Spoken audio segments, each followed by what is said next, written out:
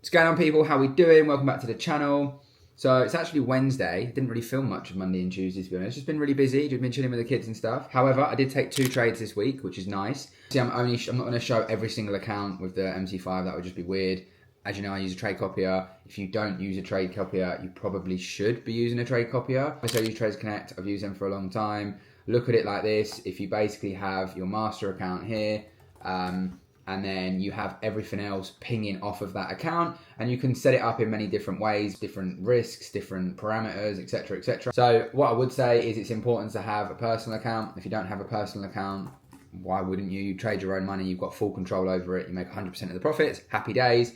I mentioned about 6 months ago now, I actually changed broker to Trade Nation, FCA regulated broker. They offer spread betting with fixed spread as well. I actually managed to meet up with the guys, have a bit of a chat with them. Very much liked what I saw because I was having a few issues with IC. That's not to bash IC. I've been with IC for a long time, but I was having a couple of issues, so I decided to make a change. There's a link below for Trade Nation if you want to check them out. You don't have to use them. Just make sure that the broker you're using is very decent. Don't just be missold a dream and just go for the one with the biggest leverage. You also want security over your money and decent conditions. After that, you would have your props. I always say it, I've said it for years, FTMO. If you're not using FTMO, it's basically like not using Apple or Samsung for a phone. You're a bit of a weirdo. Someone's using one or the other. You should definitely have an FTMO, and you should definitely maximize the offer an FTMO offers. After that, you've got firms like Fiverr, Funded Next. Funded Next did start doing a few little weird things, just like banning Traders Connect and doing different bits and bobs that I wasn't a massive fan of. However, they do still pay out and things do still look good. I know some people have been getting banned from them, but often it's the people that are full porting their account. And remember, most people won't take accountability for their actions. So they'll always spin the story and say they didn't want them on their books because they're a good trader and they're too good, and then they'll try and sell you some stupid course, right? Like, you've got to think critically here. If you've not had an issue, utilize them. So like I say, you can have more than one prop firm like that. The ones I'm using at the moment, FTMO, Fivers, Funded Next. I have some alpha accounts. Also, people ask me about broker-backed prop firms. Haven't tried one yet. Haven't really felt like wanting to. Although I did get an email from Think Markets the other day about wanting to work with me. To be honest, I didn't really explore it. Maybe I'll get an account with them and check it out and let you know. But yeah, at the minute, I'm just happy with what I've got. I'm not trying to chase millions in funding. I don't need that. The other one would be Darwin X. I think everybody should have this. You've got to think long term. Think about the opportunity it's going to open for you. You'll be able to, not only can you access their capital, you can get allocations, you can get instant allocations you can't lose. You can attract investors. You can invest in yourself and turn the leverage up later on. There's so many things you can do with this. Again, there's a link below and you can save 20% off. I'm telling you, stop sleeping on Darwin X. Like, it's just not worth it. So that's kind of how I would run it. I'm clicking one button, it's executing across all my accounts. I haven't got to worry about, getting in this one, getting in that one. If you're still trading like that, where you don't have a trade copier, I feel like you're almost trading.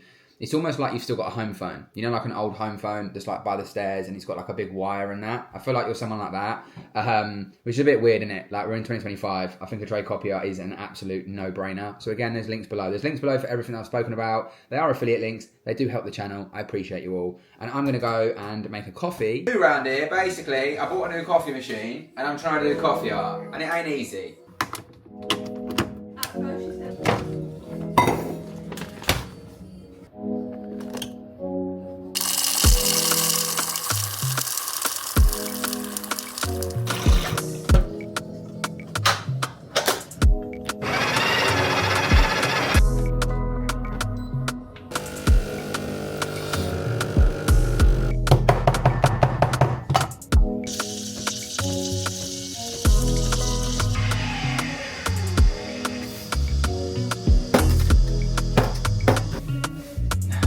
Serious.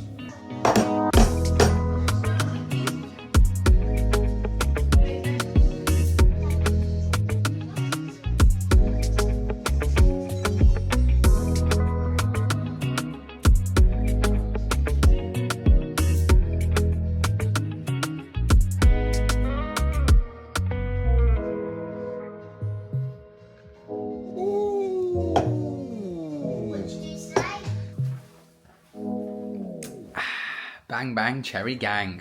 Bruno, you come to say hello. What's up, mate? Calm down, my coffee is there. The camera can't see you. Hello, mate. Yeah, say hello. They're over here, bro. No, they're over here. Alright. Okay, yes, I love you too. Bye-bye. If you didn't watch last week's video, I know it was a lot more wholesome, it was a lot more vlog-like, but there was great value in it still, and it was great to do, and I appreciate all of you that do watch the videos, even when they're not maybe the most glamorous or bougie title. Had no idea what to title it. We just roll with what we've rolled with, and it's something I can look back on and watch back, and so can the kids. And that's what it's all about, and it's why I encourage everyone to have their own vlog. And I did make a video on that, which probably got missed. I'll link it below, or I'll put it up somewhere here, whichever one YouTube picks, whatever. Anyway, I got asked a question last week. I'll try and find it, but I remember it because I said I'd talk about it. And it basically said, did I ever regret starting trading, or was there any regrets I had pursuing trading as opposed to something else? And I thought it was a really good question, because I guess it's not something that probably is spoken about a lot. With trading, you always see the good side. And I've always tried to articulate, you know, the other side of trading, the other side of this game. And I'm coming up 5 years doing it full time now in August. So again, if you're new around here, I'm not just one of these fat boys that just shows you how easy it is and shows you loads of money. I also show you the flip side. And I think it's really important. And I've never understood what just showing money does. I get maybe there's some sort of proof. The problem is, in this industry, there's so many ways to cheat making that money. I don't think money is the way. I think having a message that lasts the test of time, helping other people, and being able to do it for a long enough period and actually stay in the game should be what validates that person. The answer, to put it very short and sweet, I definitely don't regret getting into trading. There's no element of me that's like, oh, I wish I did something else. I wish I became a pilot or an engineer or a doctor or a lawyer, or I pursued maybe being an online coach in fitness or whatever it is, right? There's no regret there. However, what there is I wish I was armed with a lot more knowledge and understanding about what this trading game is, because I genuinely always believed once you found a system and you made money and you were quote unquote profitable, that you were then profitable forever, and there was no need to really maybe maintain or build or grow or learn more, right?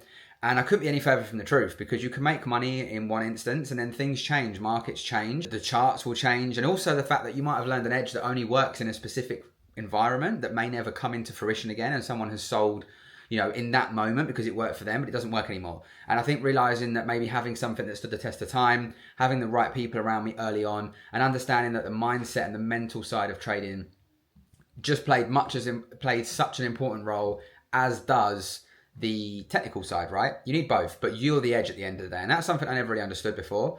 But I also think ensuring that my expectations were set correctly. I wasn't going to just, you know, assume I was going to just print money all day, every day. It'd be easy, sitting in bed, roll out of bed, 20 grand, job done, boom.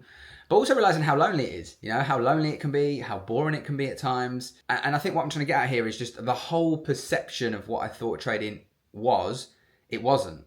Now, a lot of people, when they get met with that, they sack it off, they dash it in, they throw the towel in. However, the flip side, trading's taught me more about myself, and it's allowed me to have more freedom than I can ever have imagined. And I've essentially achieved the goal that I was always pursuing, was to be able to do what I want, when I want, whenever I want, however I want, be around for the kids to grow up, be able to witness them grow up, and be at home and live life on my own terms. Now, it's not been easy in any way, shape or form, and it's never going to be easy. And now I've done that, it's not just about, oh, you've completed it, sit back and relax. It's now about maintaining that and continuing to keep that a thing, right? And obviously building and growing and arming the kids with the correct tools to succeed in life.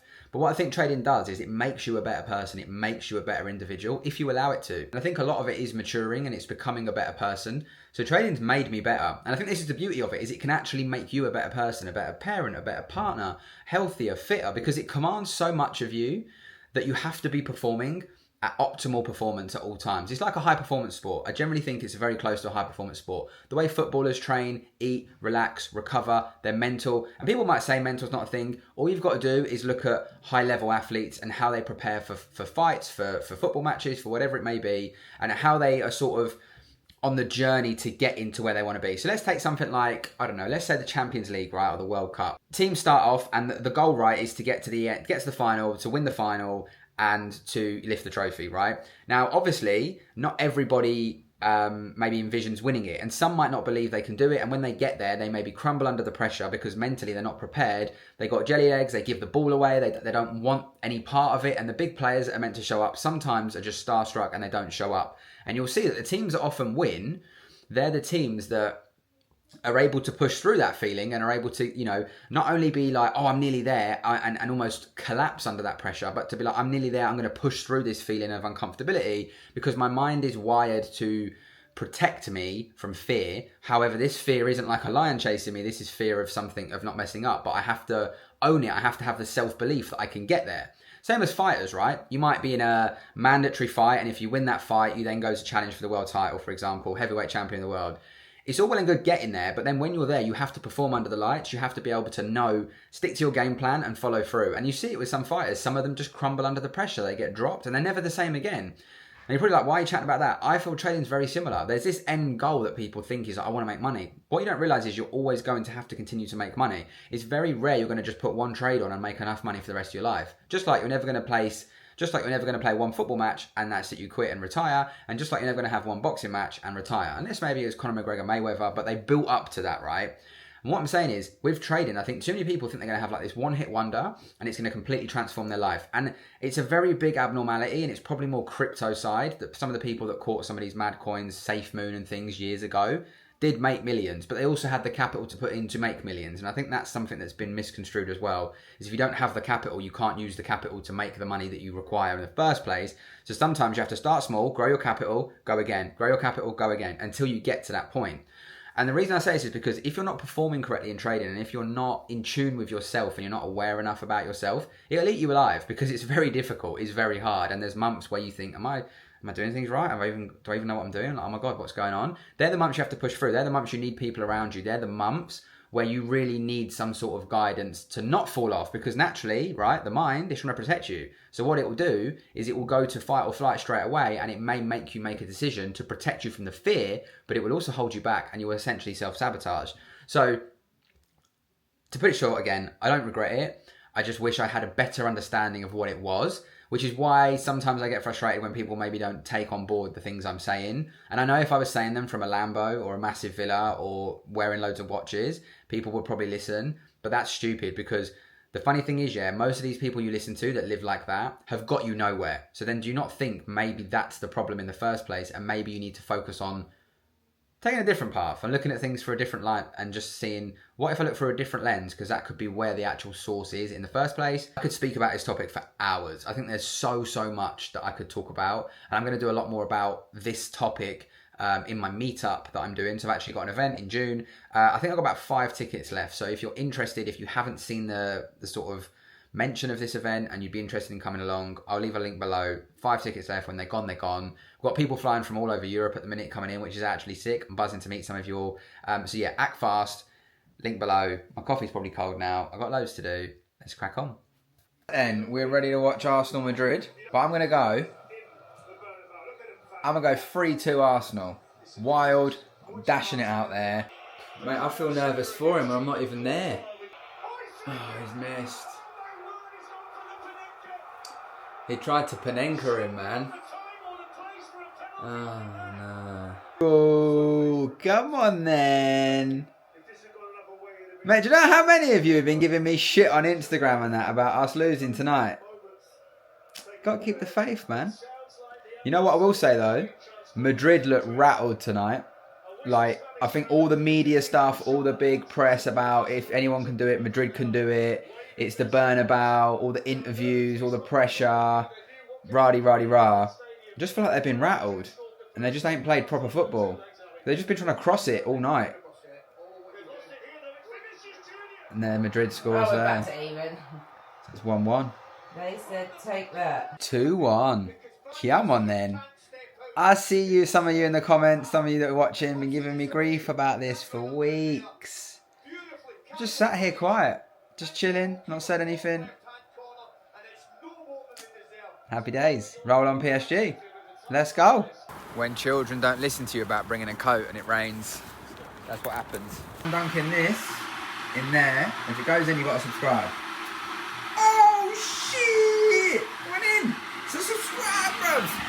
Anyone want to go to Mia's Caf? You can pay £9 for a cappuccino.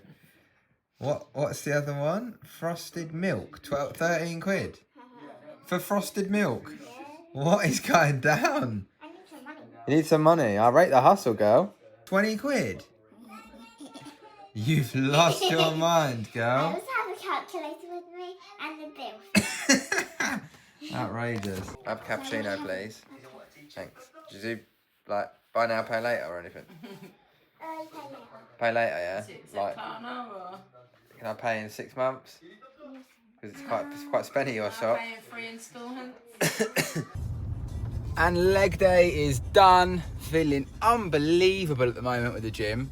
barring the cough that I've developed from hay fever, I'm going to go home, walk the dog, make some breakfast and crack on with my day. I have got a busy day coming up and hopefully the sun is coming back because it looks like it's going to be a beautiful morning. So if you're not getting to the gym, people, if you're not getting shit done, get it done. You don't have to go in the morning. I would say if you can, go in the morning because you're less likely to sack it off and it sets you up for the day. However, some people prefer training in the evenings and that is also fine as long as you're getting it in.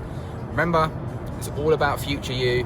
It's all about prolonging your life and it's all about making sure that when you're older, you're not like 70, 80, stuck in a chair and thinking, oh, I wish I just got up and got shit done. So don't let your own self and your laziness or other people around you, negativity, whatever, don't let that stop you from doing the things that matter to you the most. Get it done, man. You feel great for it and future you will thank you. So catch you in a bit. Lunchtime and obviously we've got egg. Banging. I wanted to update you all on the Darwin X that I started a couple of weeks back. Since adding in these new refinements and stuff, I wanted to give a fair representation of my actual edge because it was changing the risk and doing different stuff, so I thought I'd start a new one. You can have more than one Darwin, you just need different emails. We are on 12 out of 15 trading days, risk calibration's only 39%. Currently set at 9.45 overall with a 1.22 drawdown. Again, just happens to be that I started this on a decent winning streak. However, like I said, I've filtered so many shit trades, poor quality trades out of my edge, which has been phenomenal. And again, having the right mindset to be able to do that and be able to look at that for what it was and make a change has been massive.